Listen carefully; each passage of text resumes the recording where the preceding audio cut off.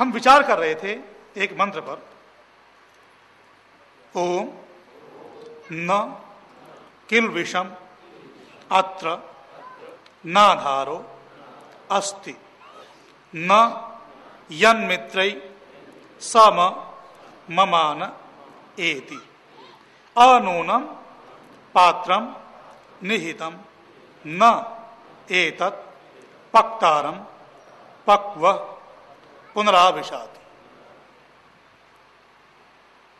उस प्रभु की न्याय व्यवस्था में यह मंत्र है, यदि आप नोट करना चाहे कोई, अथर्ववेद का मंत्र है 12:3-48। कुछ जिज्ञासु भाई नोट करते हैं, इसलिए बता देता हूं। उस परमेश्वर की न्याय व्यवस्था में ईशावास्यम इदम सर्वम, जिसने सारे ब्रह्मांड को आच्छादित कर रखा है, कोई त्रुटि नहीं है।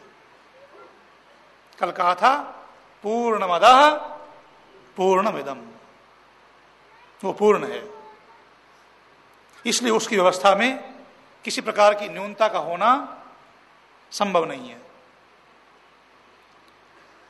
हम विचार कर रहे थे कि नास्तिकों ने उसकी व्यवस्था में भी न्यूनताओं का आरोपण कर दिया।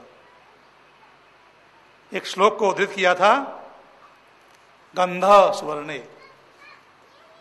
फलमिक सुदंडे नाकारी पुष्पम खलु चंदनस्य विद्वान धनी नृपति दीर्घजीवी धातु पुरा कोपि न बुद्धिदो भूत। परमात्मा को उस समय कोई बुद्धि देने वाला था ही नहीं। जैसे सबसे ज्यादा बुद्धिमानी नास्तिक ही होते हैं, और मेरे देश की भी त्रासदी यही है आज वर्तमान में। हम विचार कर रहे थे कि विद्वान को धन दौलत का धनी नहीं बनाया। विद्वान के पास जो धन होता है वो इस धन से, जो धनानि भूमौ बसवश्च गोष्ठे, जो यहीं पड़ा रह जाएगा, ये धन तो उस धन के मुकाबले में कुछ भी नहीं है। वही धन साथ जाएगा जो विद्वान के पास होता है। आपका धन आपके साथ नहीं जाने वाला, वो तो बैंकों में रह जाएगा धरा हुआ, या लाखों में रह जाएगा, आपके साथ जाने वाला नहीं है। ये शरीर भी साथ जाने वाला नहीं है, तो वो धन कहां से जाएगा?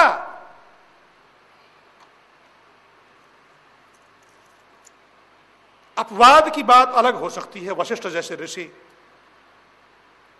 पर संस्कृत के और वेद के अधिकांश विद्वान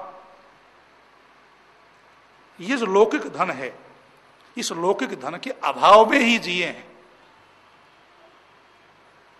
आज संसाधन अलग हैं तो अलग विषय है,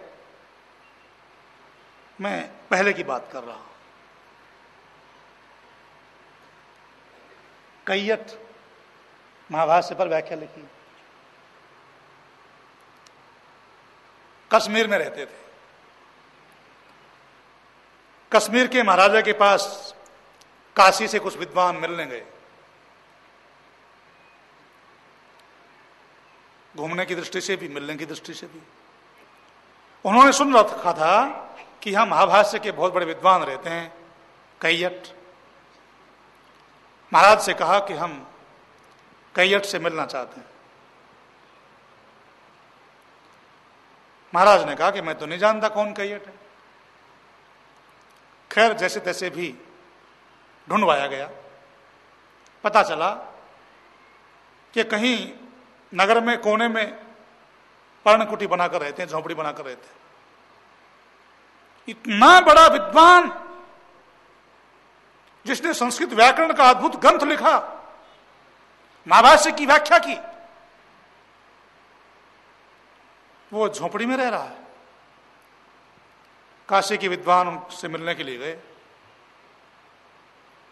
मिलाए, महाराज के पास वापस आए कि आपके राज्य में इतना बड़ा विद्वान रहता है और वो अभाव में जी रहा है। महाराज ने कहा अच्छा। महाराज ने अपने मंत्री को भेजा कि जाओ, कुछ भी असुविधा हो तो पूरी कराओ। मंत्री जी गए, कोई भी सुविधा लेने से मना कर दिया। महाराज स्वयं जाते हैं कैयट के पास।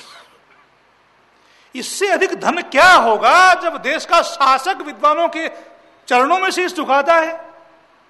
इससे अधिक बड़ा धन क्या हो सकता है? बड़े बड़े धनपति और राजपति विद्वान के चरणों में शीश झुकाते हैं, उससे बड़ा धनी कौन हो सकता है? राजा गए, कैयट कहते हैं बोलो। प्रणाम करते हुए राजा बोलते हैं कि आप कि इस स्थिति में रहने से मेरे राज्य की बदनामी होती है, मेरी बदनामी होती है, आपको असुविधा नहीं होनी चाहिए। भाव तो यह था कि आपको जो भी अभाव है वो हम पूरा कर देते हैं, पर ये तो राजाओं के भी राजा होते हैं ना, परवाह थोड़ी करते।